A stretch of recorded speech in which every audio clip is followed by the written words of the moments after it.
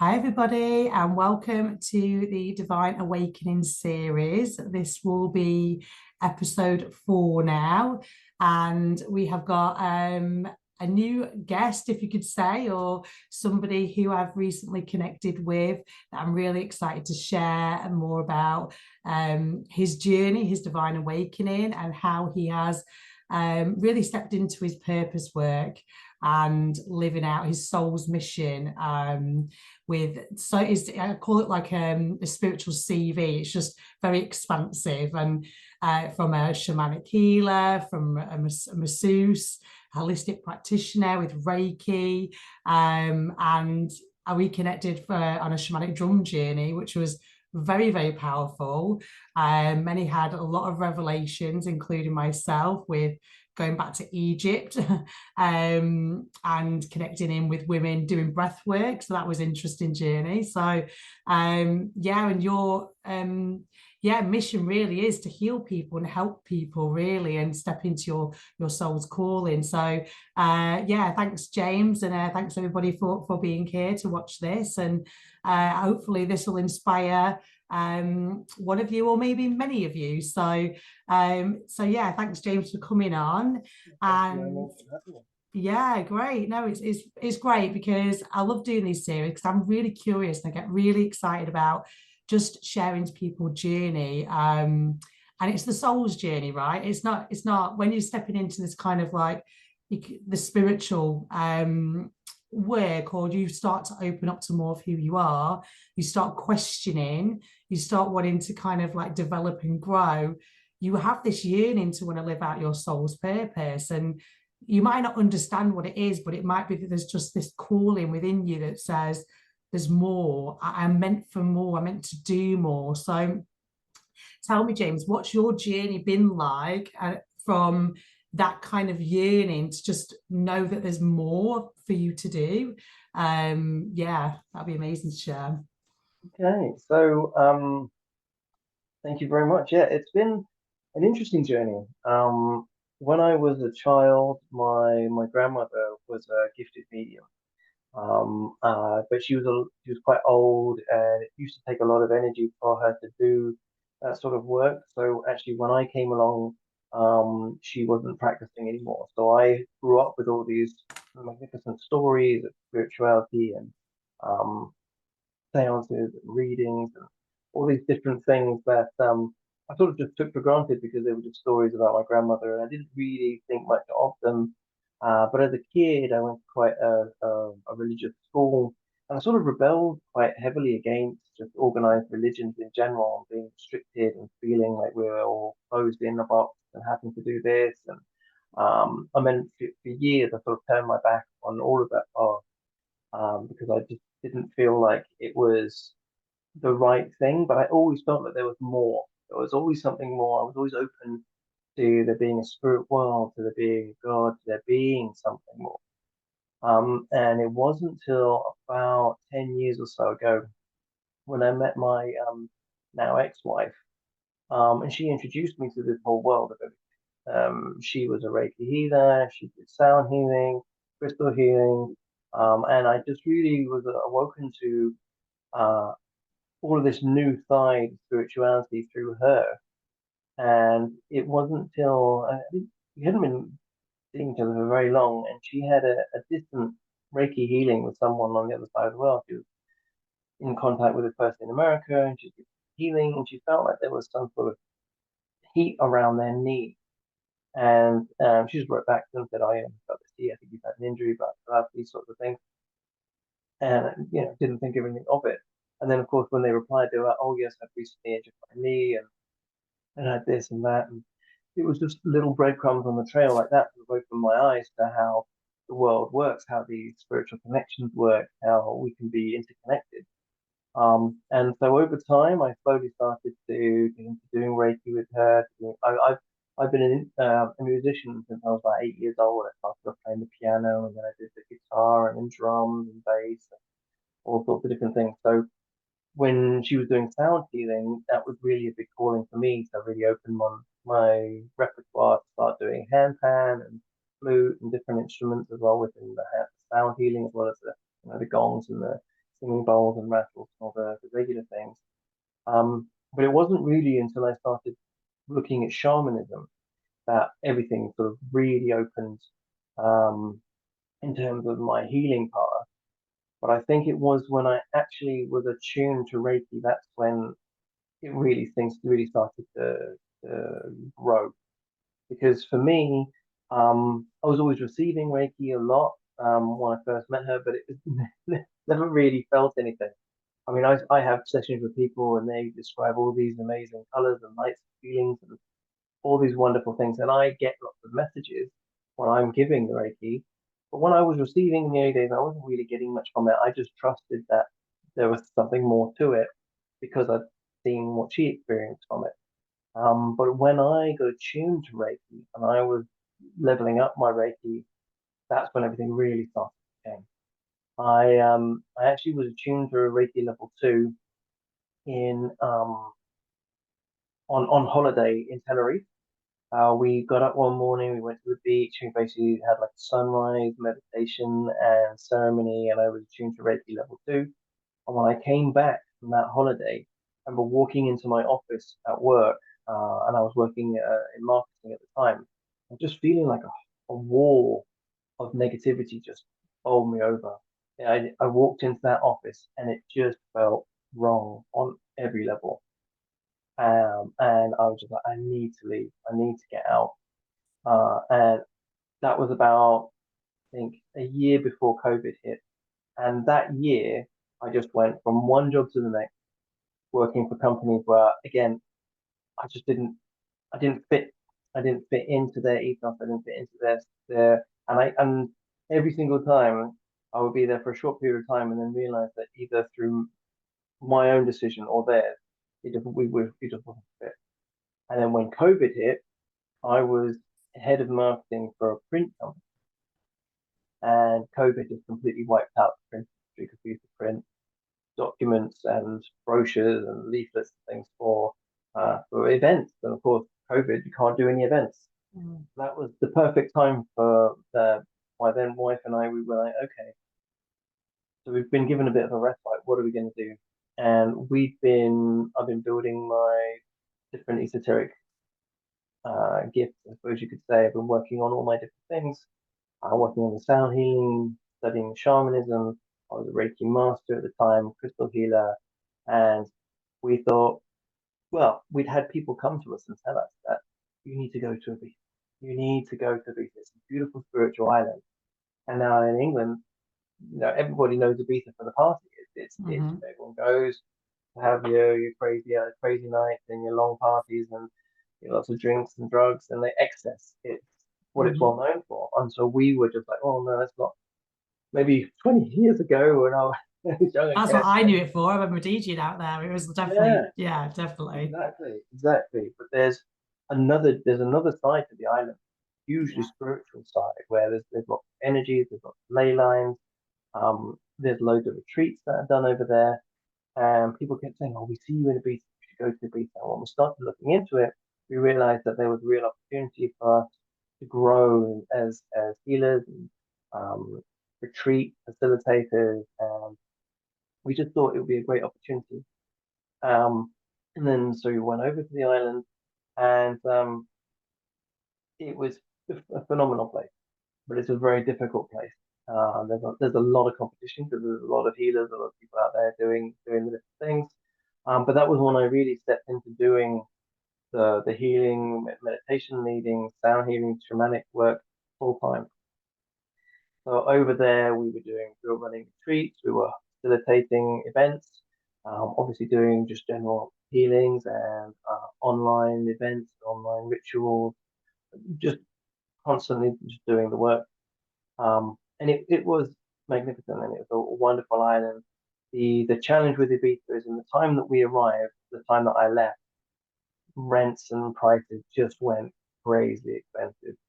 So I actually came back to England back in August last year, because ultimately it was such a hard and stressful time that essentially my marriage also didn't quite make it through the tough times that we went through. We worked very hard. quite successful in many ways. But at the same time, it really flipped. I would say it probably everything flipped around the same time as my father passed away. And actually, I had just stepped into at the time the medicine wheel direction of the West. And the West is about facing your fears, overcoming your challenges, and a lot of loss. And it's almost like completely clearing the way.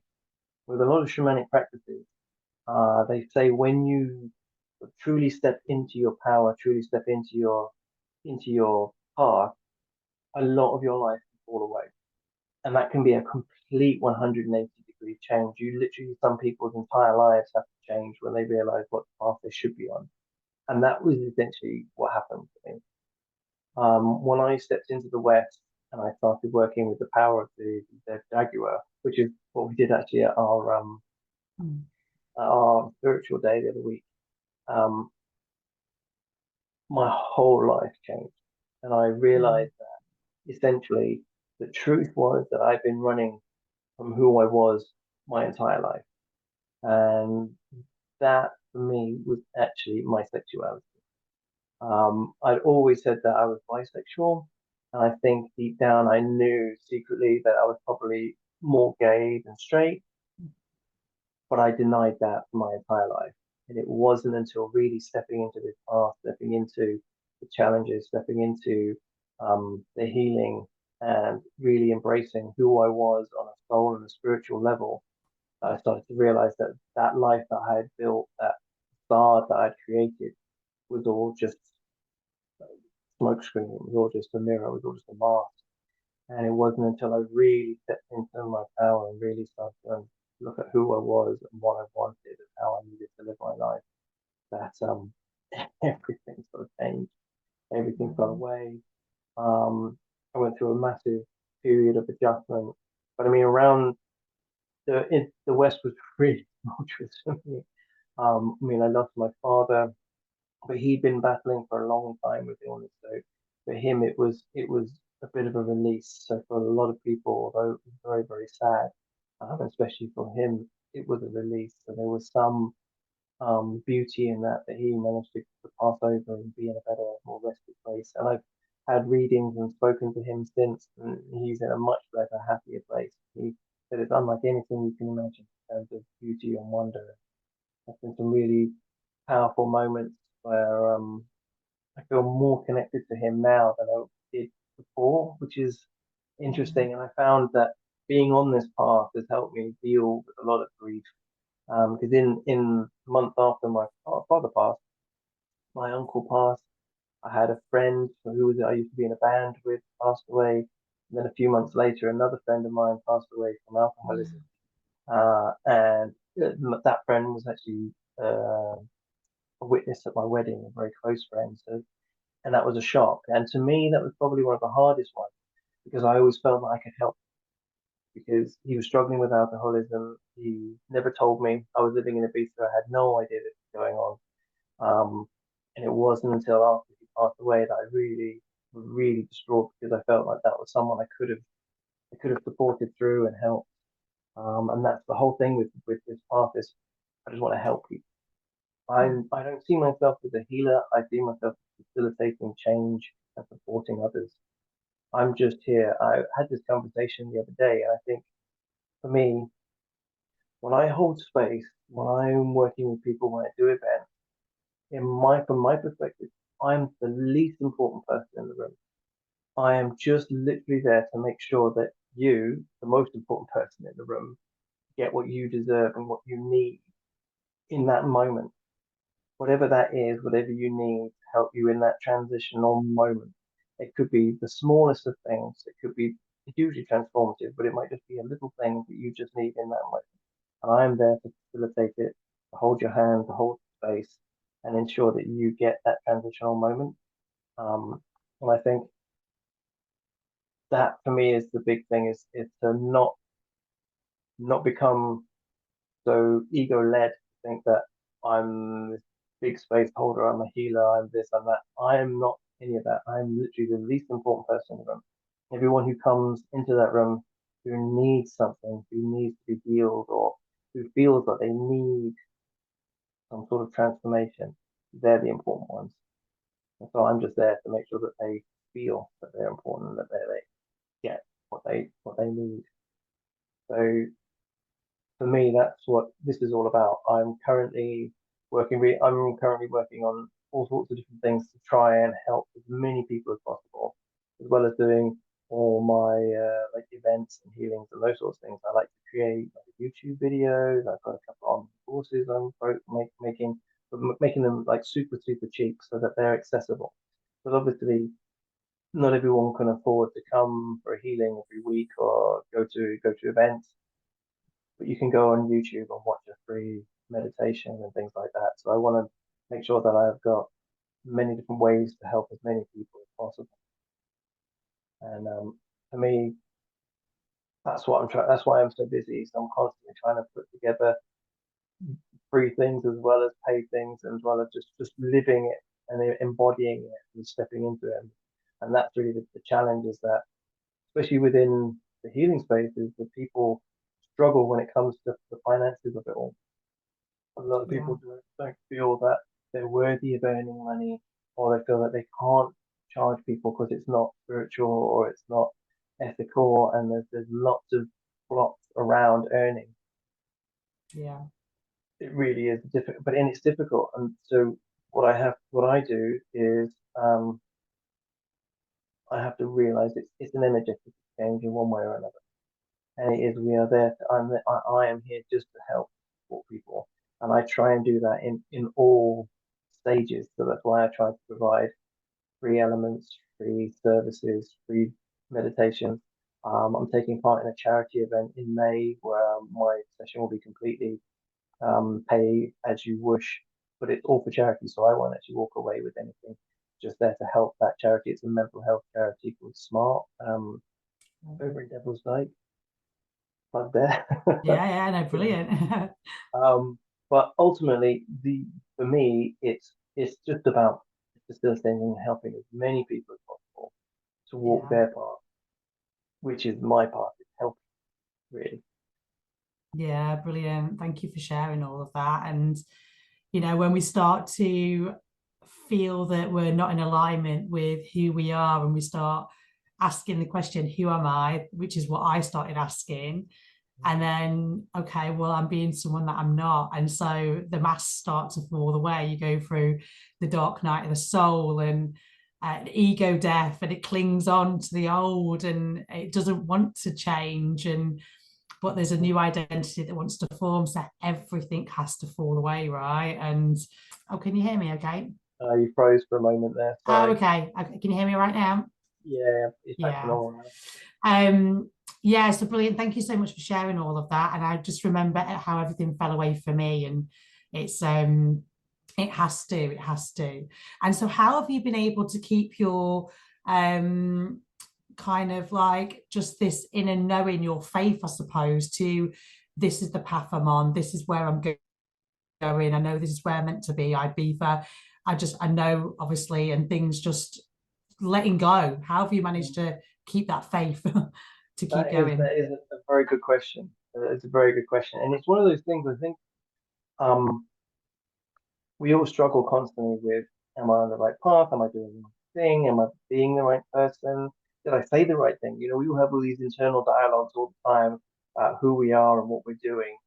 And when it comes to a level of faith, like our belief system, it also becomes quite difficult. And for me, um, I am also an angelic Reiki master. And when you attune to angelic Reiki, you are given an angelic connection to an archangel or a regular angel. And there's almost like a two-way conversation with your angel, and you can hear their voice and you can speak to them and you get guidance, a much greater level to any other practice. I mean, I do also get that through shamanism, but you have to sort of with the shamanic practice, you sort of meditate and go on a bit of a journey in order to speak to your spirits. With angelic Reiki, I can almost just ask a question and get an answer straight away. But there's a huge big part of you that's going, "Oh my God, am I just hearing voices in my head, and my Mm, head's a bit of a lunatic, you know. mm, Because you never know quite whether that voice in your head is the right voice, or whether it's just your voice, or it's your gut intuition, whether it's your higher self or not, whether it is that the angel. Um, and over the years, I've had many different experiences that have called into question whether or not it's right, or I doubt myself. But time and time again, I keep getting beautiful affirmations and reaffirmations of my faith. And actually, when I came back to the UK, I had this absolutely profound experience that really doubled down in my faith and means that I very rarely worry at all anymore and know that I'm being divinely guided and I'm on the right path and everything is given to me for the right reason. What happens is um, when I left Ibiza, I was unsure whether I was going to come back to the UK or whether I was going to go traveling, whether I was going to see some of the world. I had this sort of notion of doing a bit of a spiritual pilgrimage. I was thinking of maybe going over to Peru to see the shamans that I studied, or maybe going to India to meet some gurus. I was just really thinking of going on something spiritual and magical. I wanted to get some sort of affirmation, I guess. And I had come back just to see my mum and take stock and understand what I was going to do next step. And here in Brighton, we have a spiritual church.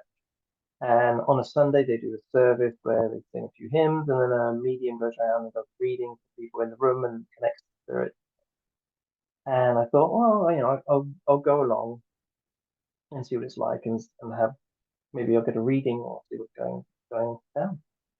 And when I got there, I felt really just a lot of energies in the building. It was very, very energetic. I can only describe it as feeling like there was water rushing all over my skin, like I was being just constantly covered with this flow of water.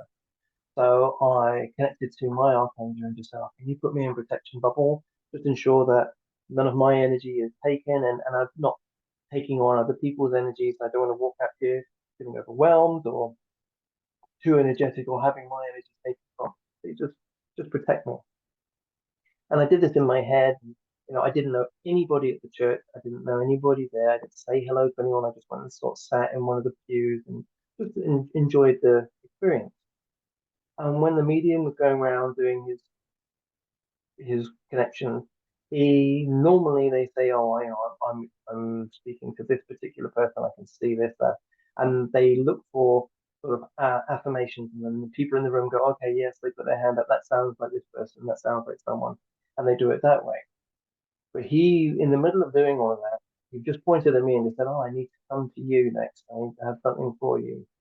And he just said to me, right now, I need to let you know that you're heavily protected. You've got two angels sat in front of you, there's two behind you, and you're directly connected to an archangel. And I was just, yes, I couldn't say anything more. I've been just affirmed that, yes, that's exactly what I'd asked for in terms of being protected by my archangel. And for me, having that affirmation of just somebody telling you that you're surrounded by angels, and I've been to the spiritual church several times since, and I've never heard anybody have anything like it said. It's always just connecting to the spirit and having the messages. So for him yeah. to tell me exactly what I'd done and just be surrounded by these angels, for me was a huge affirmation. Mm, And the more I connect to my angels and the more I actually do angelic Reiki healings, the more messages I'm getting now. Ever since that, it's almost like I'm now, because of that very simple situation, I believe stronger than ever that there mm, are angels that I am connected. And that has really reaffirmed my faith. And now I don't really question it. mm, Um, I sometimes wonder whether or not the messages I'm getting are the right ones, and what to say. Because sometimes you get a lot of information and it's understanding what is the good thing to say and what you should exclude, because not everything is for everybody. Um, but it was such a big revelation for me.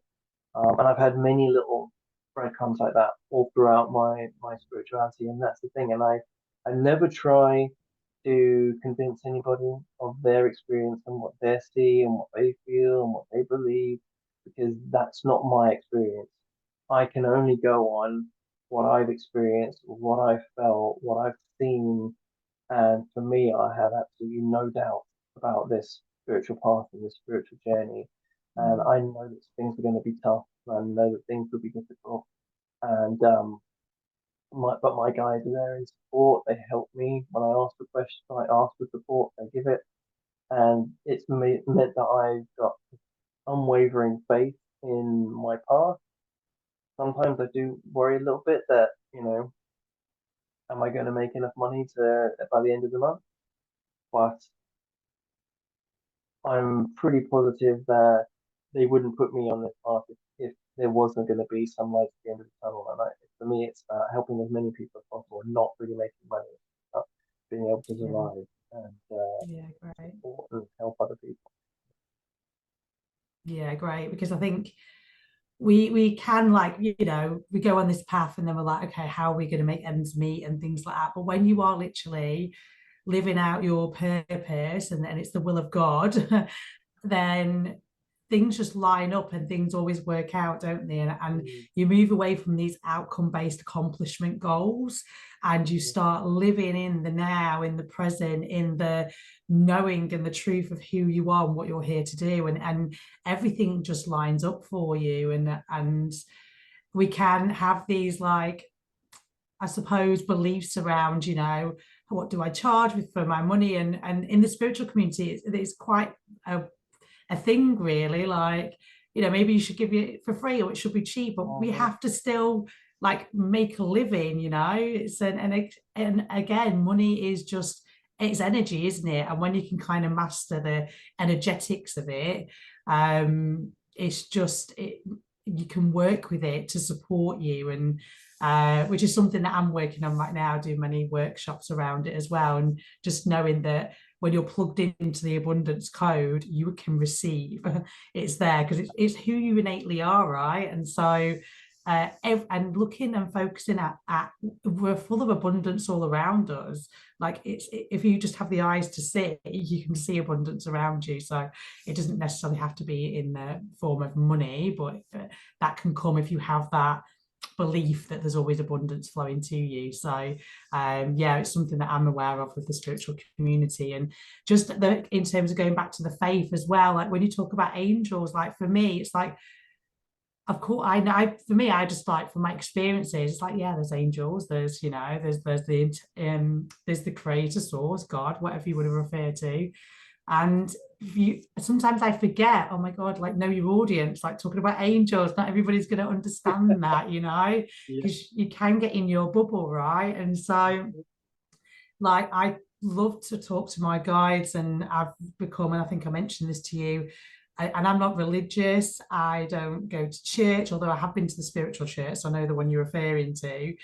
And but I've got this new connection with Yeshua, Jesus, that has really been coming strong, like, and it is starting to shift my life in so many ways, of just being more in my heart space, and just also knowing that this spiritual journey can be challenging, because you're going in the depths of your soul, and you're clearing these belief systems and these structures and these programs that, and you're basically wanting to in a nice way annihilate the ego mind in a lot of ways, or yeah, harmonize it so it can be more in balance with your purpose. And it isn't always easy, because we want to control, we want to we get attached to things, people, circumstances, situations. And so having a supportive angelic team or whatever is always like that, just knowing that you've just got that there to support you. It's really, it's the faith, isn't it, having that, yeah. because it can feel very lonely otherwise. That's what I can find.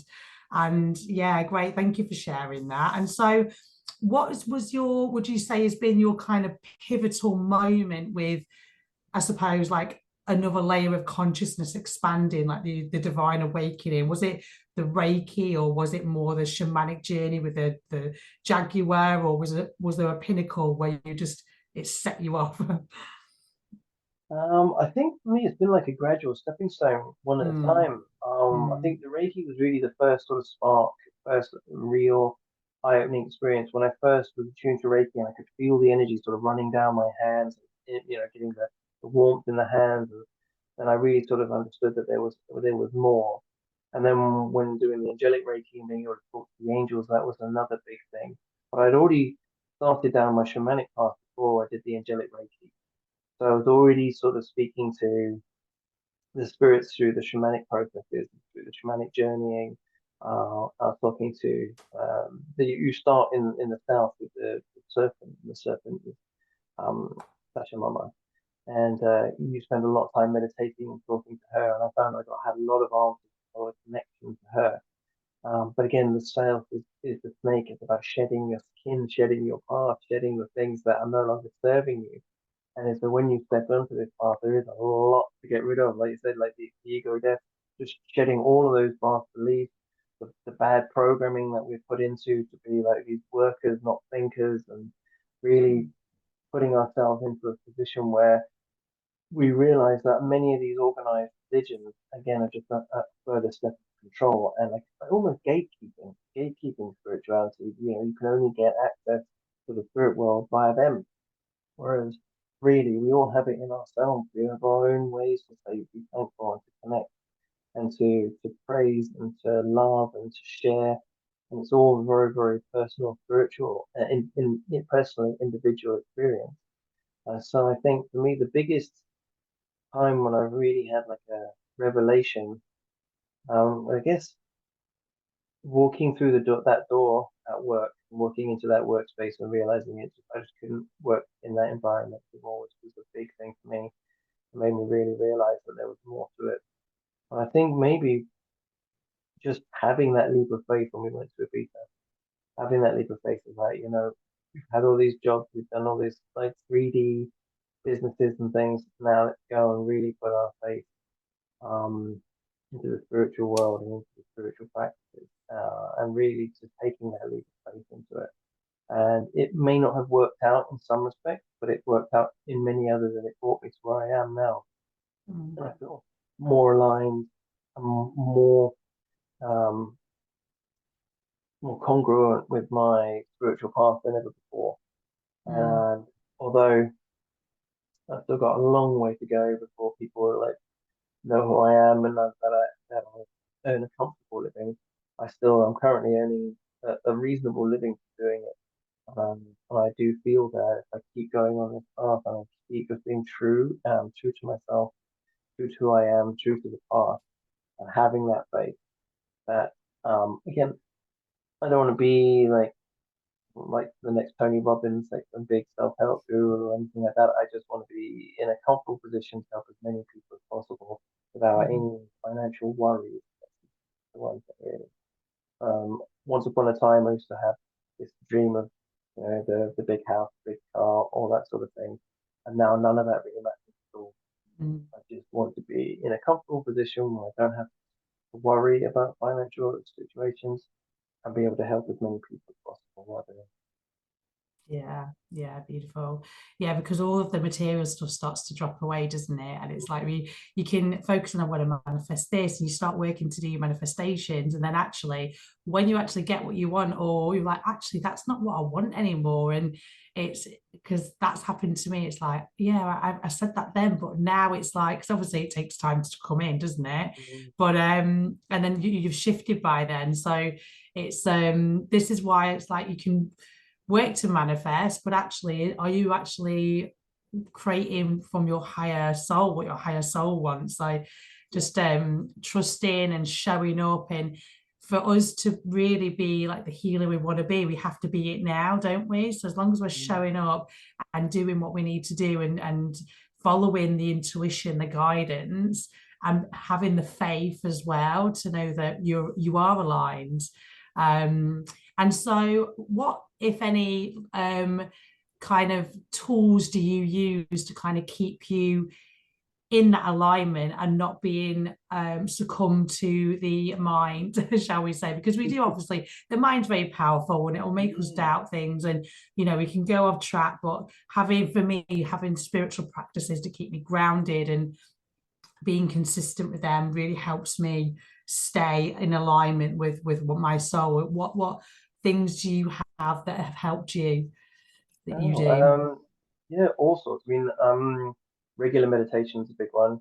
Mm. But I pull a lot of tarot and oracle cards almost on a daily basis. Oh, what's my day going to be like?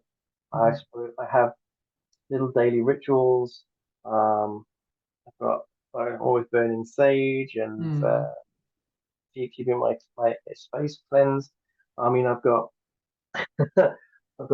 just surrounded by crystals all the time. Yeah, got loads of all sorts of things. I mean, I even wear crystals to my ear holes.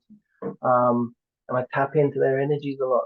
And I just use it all as part of ritual. I have like a daily morning ritual, even just having like my morning coffee and just having a little bit of gratitude practice and really Mm. tapping into what am I supposed to be doing today? What am I grateful for today? What is my one goal that I need to achieve today? Mm. Um, and pulling the cards to help for that. I mean, today I just actually got a new Oracle deck. I'm always getting ones. And what was really beautiful was that the card I pulled today, the first one, Mm. was Cow Spirit. Oh, The lovely. miracles, Oh, wow. the miracles are endless. I just thought that was so beautiful. Oh, I love Um, it. and so it's these little just affirmations on a daily basis that really help keep you moving forward. And I do like the daily rituals. I quite often will do like a little cacao ceremony. I regularly do. I mean, I do a lot of sound healing for people, so I Mhm. quite often will just bask in the sounds that I'm offering people. So that's the Mm. great thing about doing sound healing is that you're receiving as you're giving as well. So it's like really symbiotic. Mm. And even when I'm doing as a massage therapist at the moment, my majority of my clients are actually massage clients, and I do a lot with Reiki. I'll do a nice massage that's really relaxing, but then you put Reiki as well, makes it doubly healing. And it's actually quite meditative just doing it because you have like a set routine, you have a flow.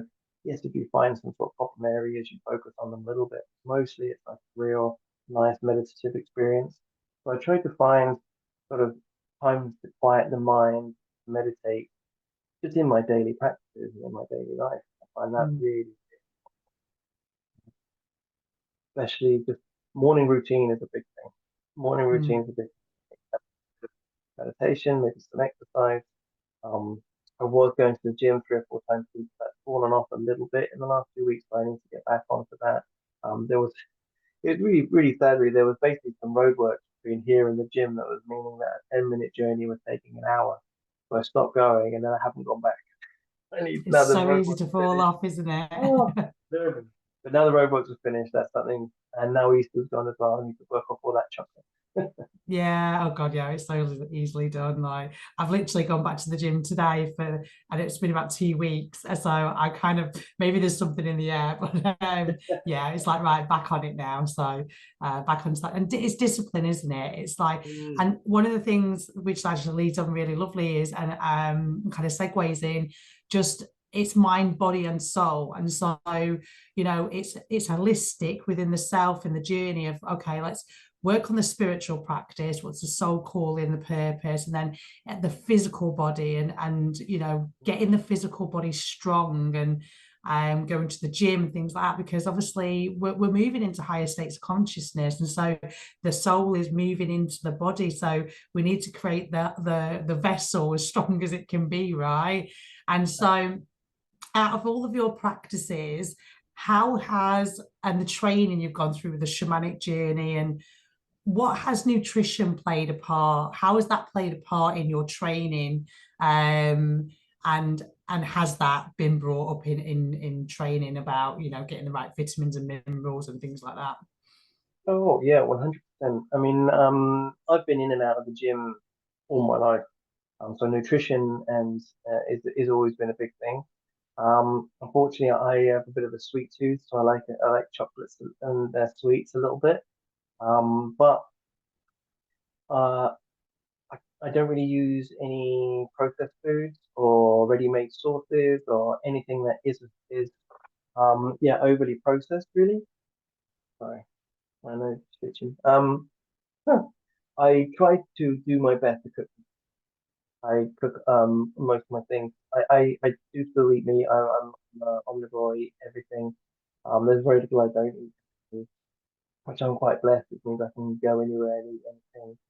But I try to do it on a conscious level. I try to eat organic where possible. I do try to have at least one or two vegetarian or vegan meals a week. Try not to eat just nothing but meat and cheese and dairy all the time. I'm trying to keep it all balanced. Mm, And I think one of the big things for me has been over the years is understanding and learning. And it's actually quite a core fundamental of shamanism is that they believe everything is balanced, about being in balance with nature, being in balance with the people around you. So in terms of nutrition, again, it's all about having the right balance, making sure you do eat enough fresh veg and enough fresh vegetables. Um, Same thing, I mean fresh fruit, mhm, fresh fruit and fresh vegetables, as well as eating, your meats and your carbs and your potatoes and all those. But you know what I mean, like your grains. mm, yeah. So I take quite a few multivitamins on a daily basis. When I exercise, I do take a little bit of creatine, a little bit of protein, just generally try to be as healthy as possible. Mm, Obviously, I'm not a athlete. I'm not a mm, professional sports person.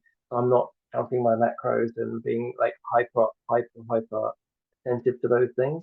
I just like to keep things balanced and, with a general awareness of nutrition and general mm, awareness of things.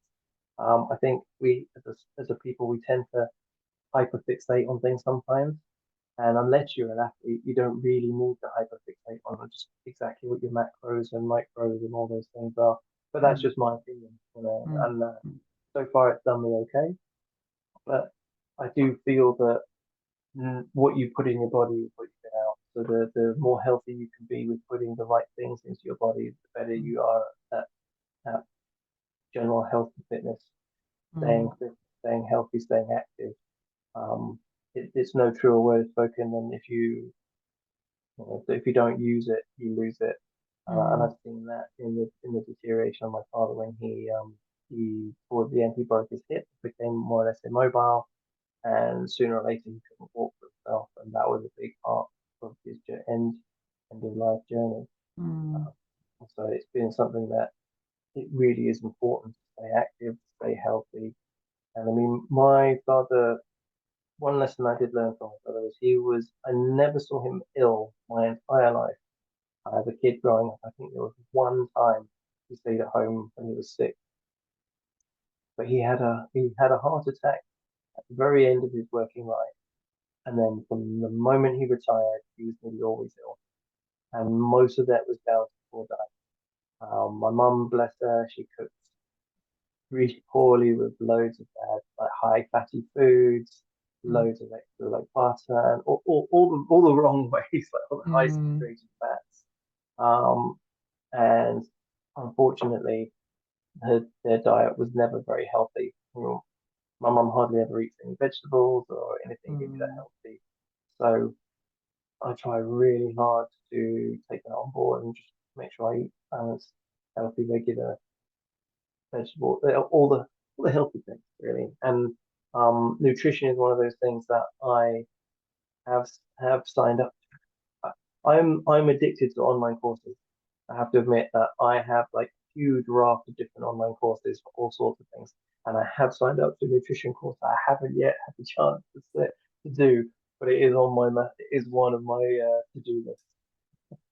yeah, brilliant. I mean, there's so much out there you could be doing, isn't there, to get all of these workshops and certifications. And I've done a nutrition one, and it does open your eyes to so much when you just delve deeper, and it's very layered as Mm, well. So, and I think, for me, like as a healer, just being mindful what I put in my body, because obviously I want to be a clear channel as well. And obviously being a yeah, channeler, I notice when and my unhealthy is like probably most people's healthy, to be fair, because I'm predominantly raw vegan.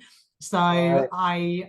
so I've been predominantly raw vegan for about, I'd say, 4 years now.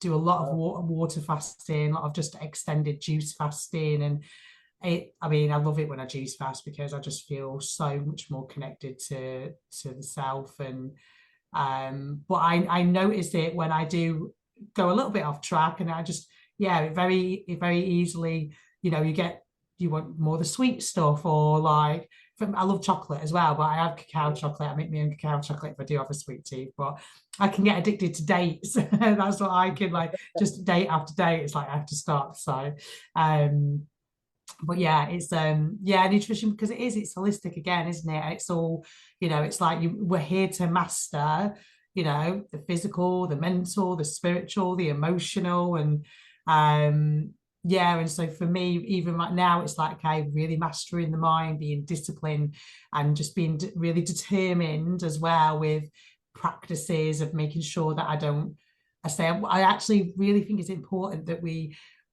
do what we're going to say. And so, because when we don't, we can start losing trust within ourselves, and then that can start to fall off, and then we don't have confidence.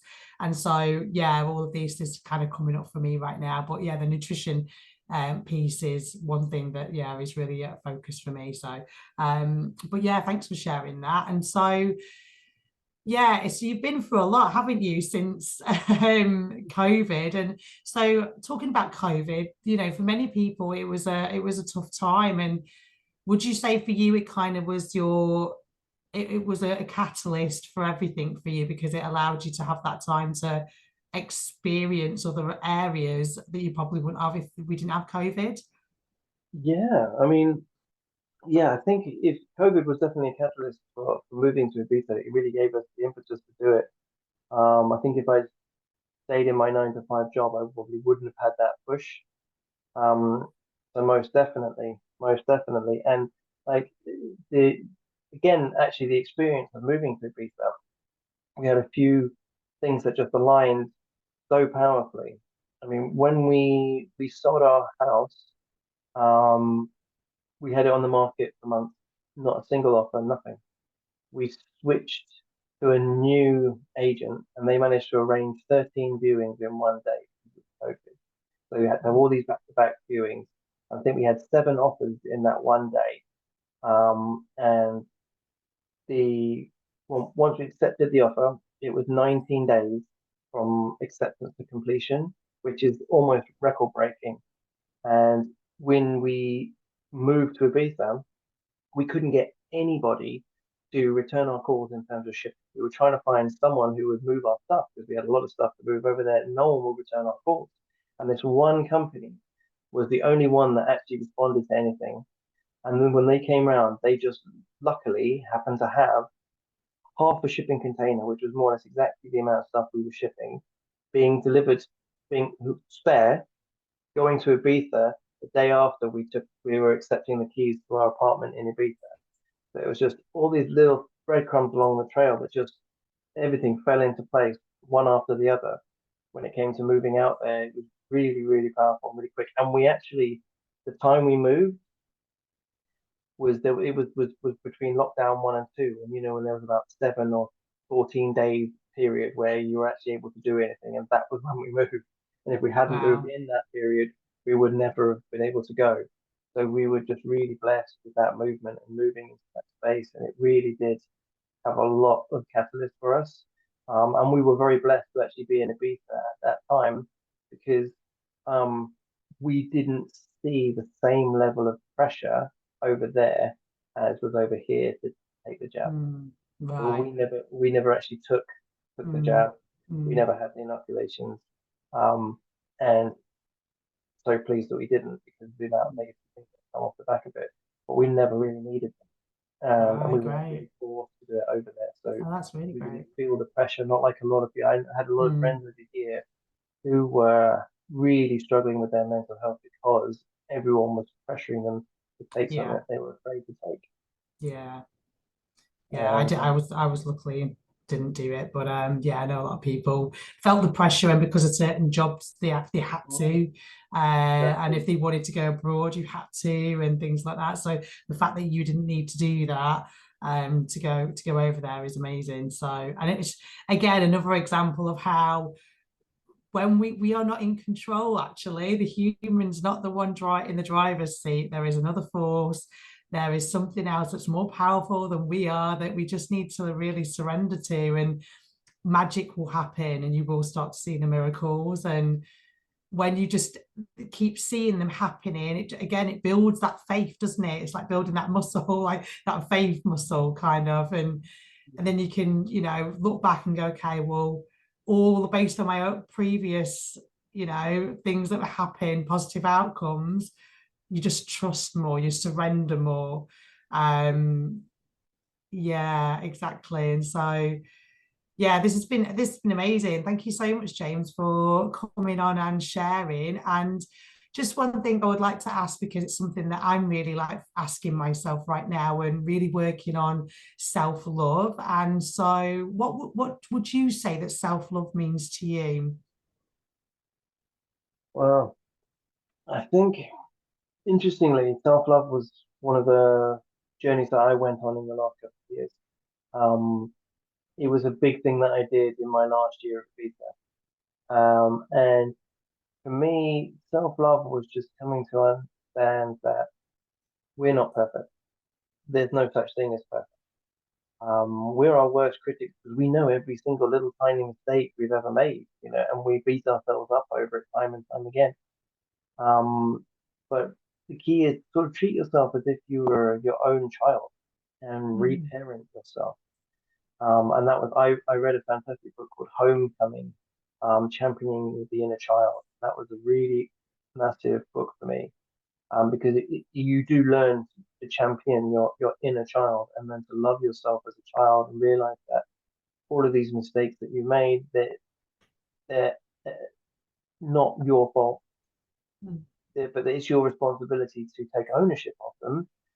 But the ownership is to realize that you're not an infallible being. We all make mistakes. We never know how to deal with anything perfectly. And I think every situation you're presented with, there is no ideal way to deal with it. Just whatever way that you can deal with it in your best knowledge. And in retrospect, there's no need to beat yourself up. It's gone. Like the past is the past. The present is the only time that really exists, and the future is yet to come. So the past and the future are completely made up in our mind. So we shouldn't waste too much time. Yeah, of course, we want to make plans, we want to be mindful of the future. And yes, of course, we want to learn from the past and learn from our mistakes, but we shouldn't live in those places. That's where sort of depression and anxiety rest. By focusing on the now, by focusing on being true to who you are, to your values, to what you live up to what you want to be in every moment, in every time, you learn to love yourself more and more by embodying those values in everything you do and not stressing about what you did in the past because that's not you right now. This is you right now, right? In this mm, moment, that's mm, you. mm, And so self-love for me is learning to understand and to love yourself in spite of everything in the past. To hug your shadow self, to bring those shadows into the light, to own up to them and to still love yourself despite and because of all your faults. They make you who you are. They brought you to this point. They are in just as big a part of you as all your positive attributes. And so when it comes to self-love, the key is it's all about forgiveness of self, forgiveness of mm, all those little fallibles, and realize that nobody's perfect. Nobody's perfect. Perfect doesn't even exist. And to just live every moment in the moment. mm. Beautiful. I love that. And I think that's it. We need to integrate the shadow side, don't we? And actually love those aspects that we're like, oh no, we don't like that part of us. Like, love that part of you even more, bring it into you. It makes up the whole of who you are. Yeah. And so yeah, brilliant. Love that. Thank you for sharing. So yeah, why don't you share with people where they can find you? Have you got an online presence? You've got YouTube, your website, what healings you do, and yeah, where can people find you? Okay, yeah, so I have my website is the shamanofbrighton.com. And Shaman of Brighton is my handle on Instagram, Facebook, YouTube. And you can find I've got a few meditations available on YouTube at the moment, and there'll be more that I'm launching over the coming weeks and months. Um, you can find that my website is the best place to find me. It's shamanofbrighton.com, and I do a range of different things. My main my main thing at the moment is massage, but I do a lot of sound healing, especially one-to-one sound healing, sound bath, shamanic ceremonies. So I offer illumination ceremonies or just simple healings. Illumination ceremonies are very deep and transformative experiences where we really laser focus on specific challenges, and we can even go into past lives. We can visit different types of past lives as well as different traumas. They're really quite powerful and very, very emotional ceremonies. I do angelic Reiki and regular Usui Reiki. I do crystal healing. And I also do sort of modern NLP and life coaching as well. So that involves some sort of hypnotherapy, talk therapy, and just general life coaching. So I combine all of these different aspects as well as my background in business and business optimization to help people optimize not only their businesses but their lives through shamanic coaching. So yeah, sort of try and combine a little bit of everything to help people just overcome any challenges that are going on in their lives right now, or any even in their businesses as well. Yeah, brilliant. Yeah, I told you an expansive CV, spiritual CV there for sure. I love it. It's great. Well, I hope you've all enjoyed yeah, this chat, and I've got so much out of it and it's been amazing. So I thank James for coming on and sharing his journey. And yeah, please like, comment, subscribe, and just yeah, we can get this out to more people to share. So I hope it will inspire you and yes, bring awareness to you as well. So thanks everybody for tuning in. Have a blessed day. Thank you so much. Thank you. Thank you.